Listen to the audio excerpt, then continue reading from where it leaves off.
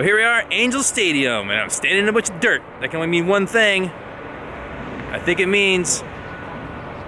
Oh, hey, what's up, Ryan? This guy's here. Monster Jam. I've never actually stood next to one of these really this close ever in my entire life. I don't know. You do it all the time. Maybe you at home do, but I never do. That tire is basically as tall as I am. I'm not a tall dude, but that's nasty. It's crazy, right? 66 inches tall and 43 inches wide. They weigh like 750 pounds a piece, and they're like $4,000 each. Hey, wait. 750 pounds, $4,000? Sick. Stack them all the way up. Let's get them. I want 10 sets. Man, so what do we have here today, Ryan?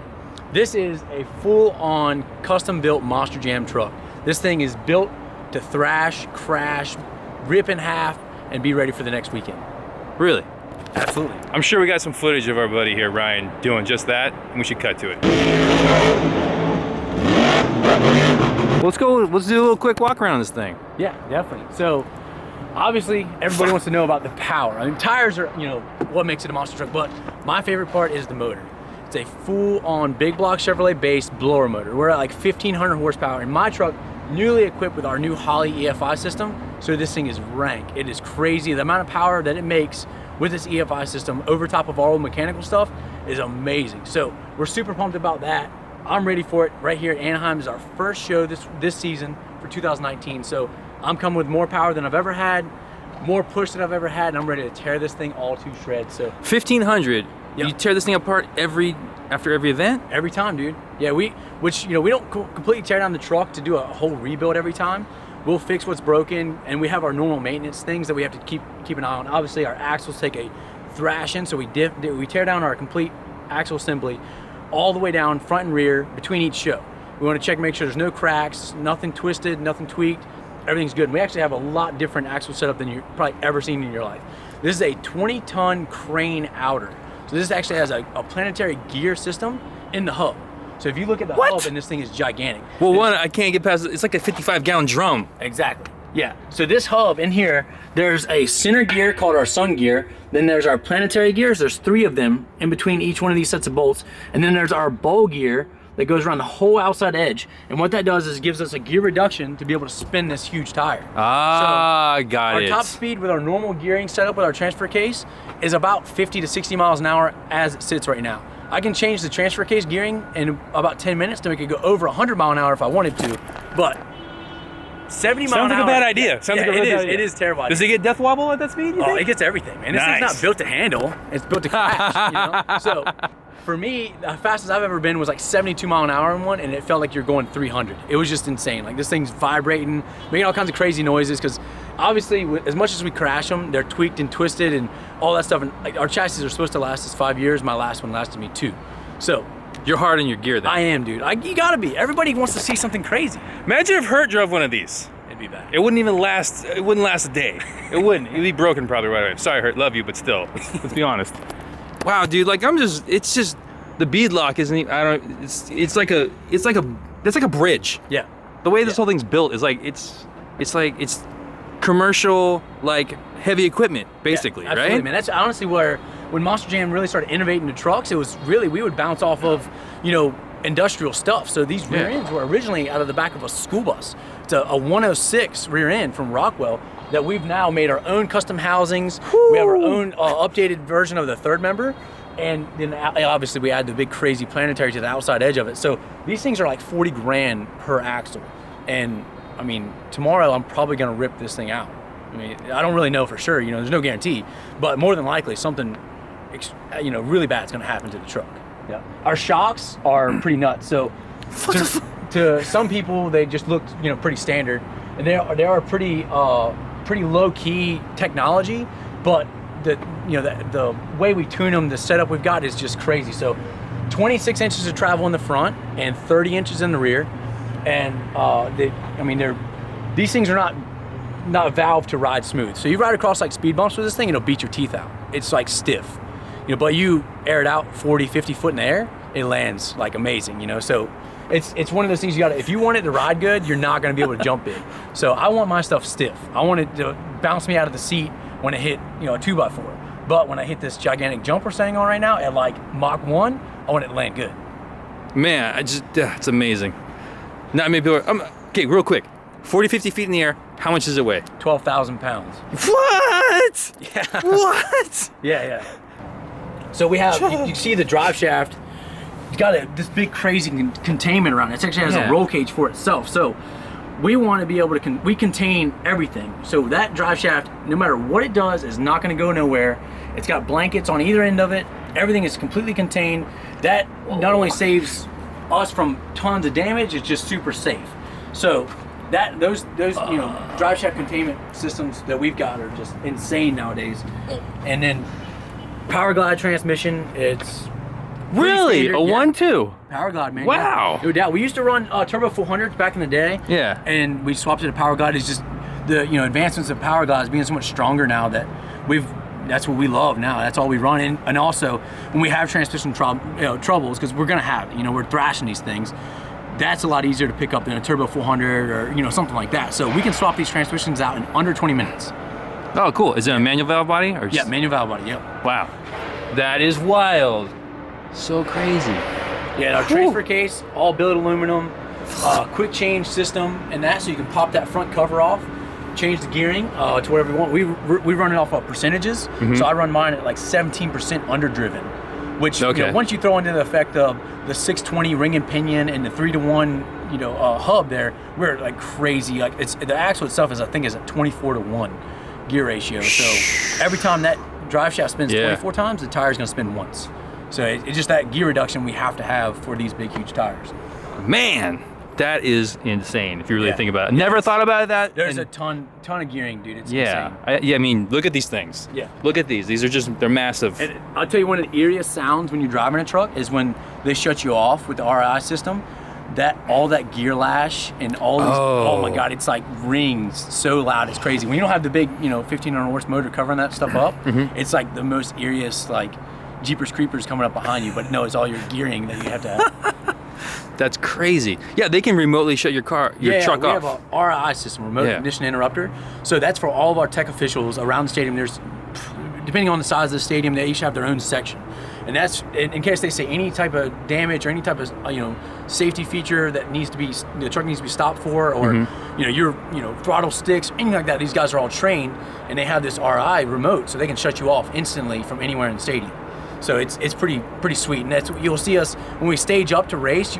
They'll shut us off with RI testing it, then we refire, take off for the race. So we test them every single time we start the truck up and go do anything on the floor. Well, yeah, safety's number one in this. Definitely.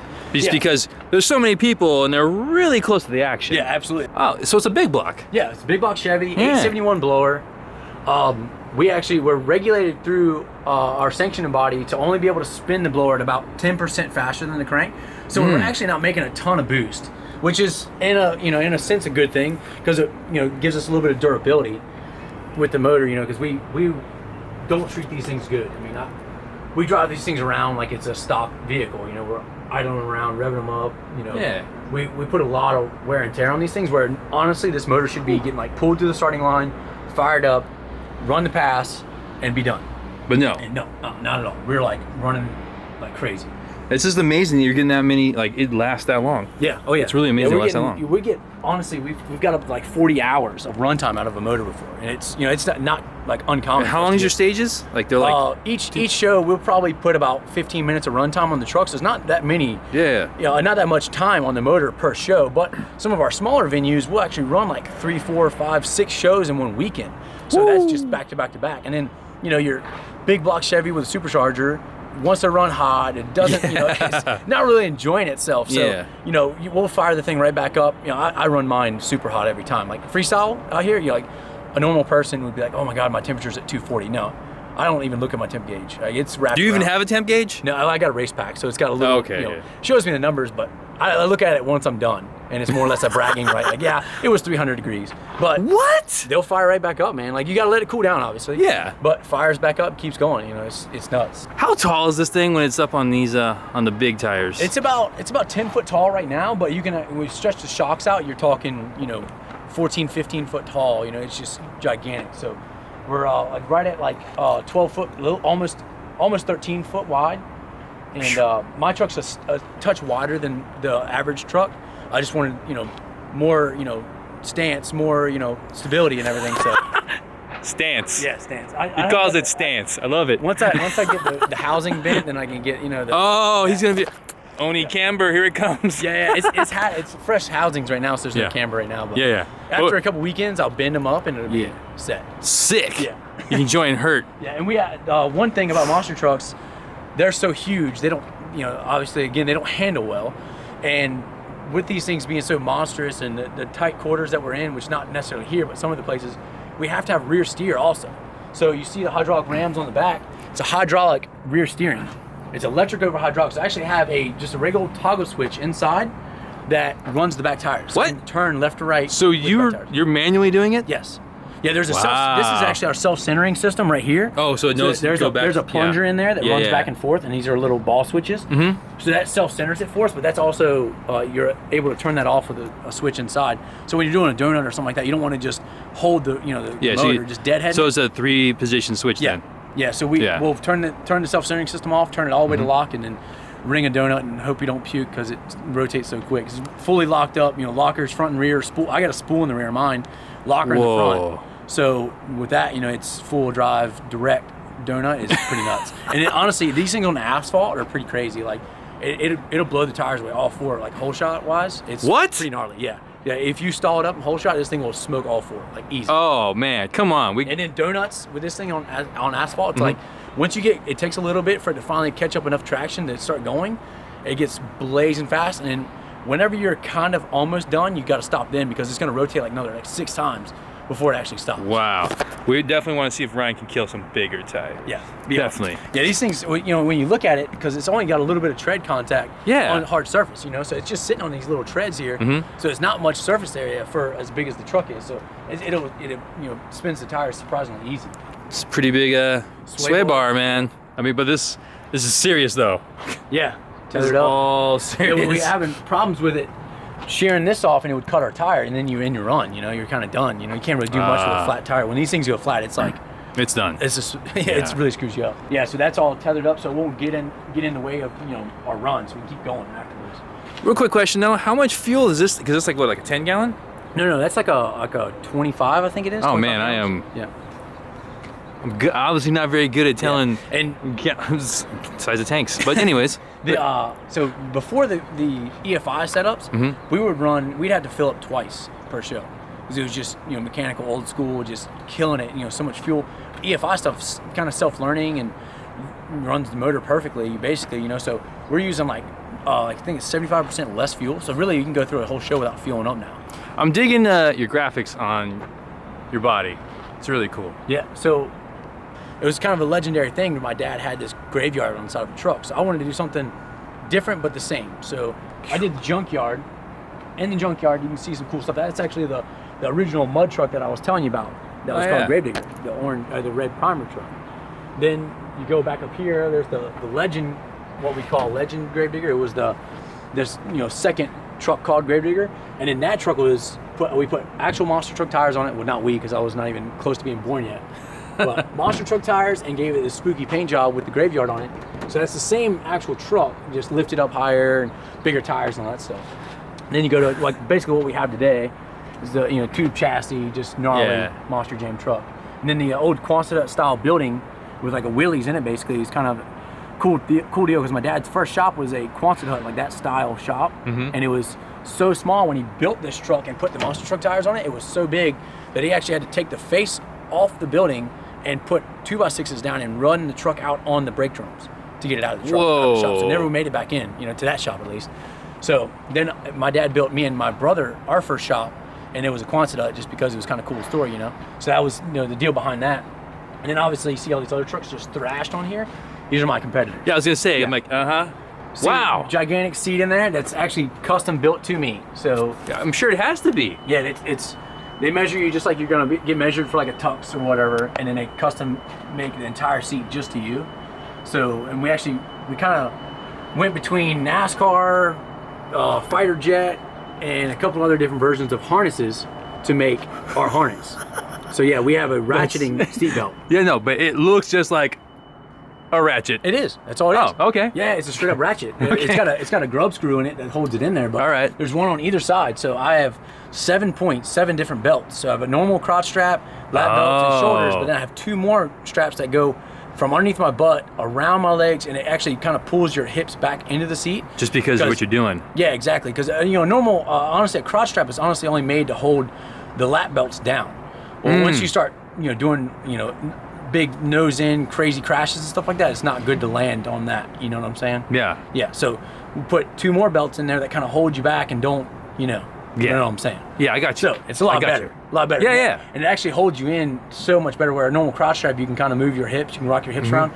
Once I tighten up with these things and the ratchets and all that stuff, I, for one, can't barely breathe, but 2, I'm not moving anywhere. The only thing that I can move are my arms and legs. So you got to be that way. If you're not tight enough, that's basically what everybody. You tighten down until you can barely breathe. Then you might be tight enough. Because in Monster Jam, you got to do it. And if you don't do that, you're getting thrashed. You got the go pedal with the straps so you can keep your foot on it. Yeah, old school hot foot, man. It's boat racing stuff, actually. That is a big brake pedal, but I'm sure you need it to just. Yeah, well, you're beating and banging and flipping over, and it was actually a lot of times when you're actually flipping, you need the brakes and gas at certain times to get back upright. Yeah. So if you don't have a big nice pedal to get your foot on, you're gonna miss out. You might miss out on your opportunity to get back on the wheels. So you got to have all that stuff, but you still, no matter what, when you start crashing, it's pretty hard to hold your legs still. So you just got to kind of go with the flow a little bit. Yeah.